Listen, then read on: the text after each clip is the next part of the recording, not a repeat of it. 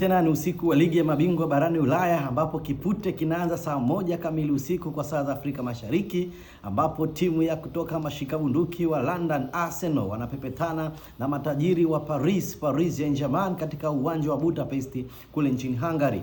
Mechi hii ni mechi ambayo inawakutanisha mabingwa wa Ligue Championnat PSG pamoja na mabingwa wa EPL Arsenal. Kwa hiyo ni mechi ambayo inakutanisha vigogo wawili ambao kimsingi PSG wamechukua kombe la ligi ya mabingwa mara moja, na Arsenal katika historia yao ya zaidi ya miaka 100 na hawajawahi kuchukua kombe la ligi ya mabingwa Ulaya.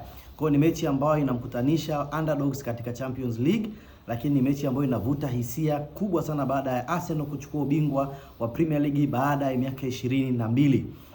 Kwa mategemeo na matazamo ya wengi, wanaiombea Arsenal iweze kuchukua ubingwa wa ligi ya mabingwa Ulaya, maana ni kombe ambalo linakosekana katika kabineti yao. Na washabiki wengi hususan nchini Tanzania pamoja na nchi za jirani Kenya na Uganda wamekusanyika katika viunga mbalimbali kwa kuandaa sherehe mbalimbali. Kwa mfano kama leo, mashabiki wa Tanzania wengi wamejikusanya katika viwanja vya Posta katika kusherekea ubingwa wa komboa au waliopata wiki 2 zilizopita katika ligi ya EPL. Lakini vile vile katika sherehe hizo pia watafanikiwa kuangalia mechi live ya finali ambayo itakayochezwa saa 1 usiku. Lakini tujikite katika uchambuzi wa vikosi vya timu hizi mbili, tukiangalia ni wapi timu hizi ziko bora, ni wapi tunaamini mechi hii wanaweza wakashinda, na ni yupi tunatarajia anaweza akawa bingwa wa ligi ya mabingwa Ulaya kwa mwaka 2025 2026. Tukianza kabisa kwa bingwa mtetezi ambaye ni PSG. Ni timu ya kuogofya ambayo imeweza kufunga timu kubwa na kuziondosha katika mashindano. Timu kama Bayern Munich wameweza kuziondosha timu hizo katika mashindano, wameweza kuiondosha timu ambayo ilikuwa inatazamiwa labda inaweza kawa ni bingwa, na amewafunga goli nyingi sana. Katika mechi ya kwanza walishinda goli 5-2, na ukiangalia zile mechi ilikuwa ni nzuri sana. Kwa hiyo mechi ya leo ni mechi za timu zenye falsafa mbili tofauti. Arsenal ni wazee wa kupaki basi ambao wanakuwa na ukuta mzuri sana, lakini PSG ni attacking teams ambayo ina wachezaji ambao wana make transition fast na kuweza kuscore goals at any time, at any moment of a game. Kwa hiyo ni timu ambayo ina uwezo wa kufunga goli kwa wakati wowote na kwa muda wowote kwa kutumia transition. Ni timu iliyojengwa katika ubora mkubwa wa Luis Enrique, ikitegemea viungo wake watatu, Fabian Ruiz, Joao Neves pamoja na Vitinha ambaye anachukuliwa kama ndo kiungo bora duniani. Kwa hiyo katika ukuta wa Arsenal, Saliba, Calafiori pamoja na Ben White as well as na Gabriel Magalhaes wana kazi kubwa ya kuzuia washambuliaji kama Kavicha, Kvaratskhelia, Diouf Doué pamoja na Ousmane Dembele wasiweze kufika katika lango lao na kuweza kumzuru golikipa wao David Raya ambaye amekuwa katika kiwango kikubwa sana msimu huu wa 2025 2026.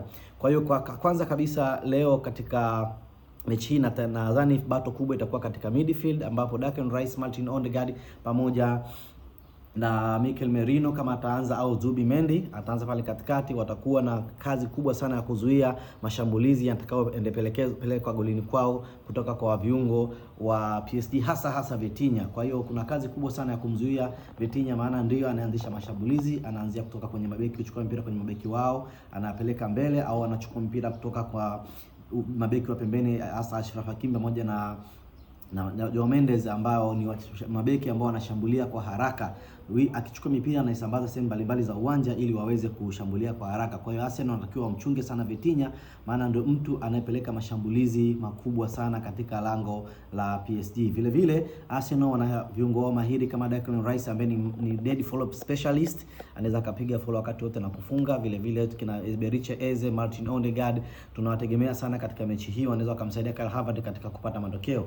Lakini yote kwa yote, kwa experience ambayo tumeiona PSG wakionyesha katika mechi kubwa, tunaamini kabisa, mimi naipa nafasi kubwa sana PSG ya kuchukua ubingwa huu. Lakini yote kwa yote, alipo na mbinu nzuri za ushindi ndio atakapata ushindi katika mechi ya leo. Tuombe wafike katika mechi ya leo salama na waweze kupata matokeo. Lakini ningetamani Arsenal washinde kwa sababu hajawahi kuwa na ubingwa huu, na mashabiki wa Chelsea, Manchester United na Manchester City wanawabeza sana Arsenal kwa kuwa hawajawahi kuchukua Champions League. Kwa hiyo tuombe, kwa sababu katika mashindano ya Champions League hawajafungwa mechi hata moja na pia wameruhusu magoli 6 tu. Tutaangalia ni kiasi gani Arsenal wamejipanga katika msimu huu. Hawajafungwa mechi hata moja, wameruhusu magoli machache sana, kiasi kwamba inaonyesha ni jinsi gani defense yao iko stable na inaweza kufanya kazi vizuri. Kwa nategemea matukio mazuri sana kwa upande wao, watajilinda vizuri, na sioni kama mechi itakuwa ina idadi kubwa sana ya magoli kama mechi zilizopita za PSG, kwa sababu ukuta wa Arsenal hauruhusu magoli mengi. Ni mara chache sana ukuta wa Arsenal umeruhusu magoli matatu, mara chache sana ukuta umeruhusu magoli mawili au goli moja, lakini kuruhusu magoli mengi ni ngumu kwao. Lakini PSG pia nao wanafikika golini na wanafungika vizuri, kama unavyoona kwenye mechi za nusu finali waliruhusu magoli zaidi ya mawili matatu katika mechi zao mbili na Bayern Munich, na walifungwa katika transition. Kwa Arsenal wakitumia counter attack wanaweza kuwafunga PSG haraka sana, lakini wakizubana wao wanaweza wakafungwa bila kutegemea. Kwa hiyo tunategemea leo David Raya awepo katika kiwango chake bora kabisa ili aweze kuisaidia defense yake kupata matokeo. Kila laheri PSG na kila laheri Arsenal. Asanteni sana.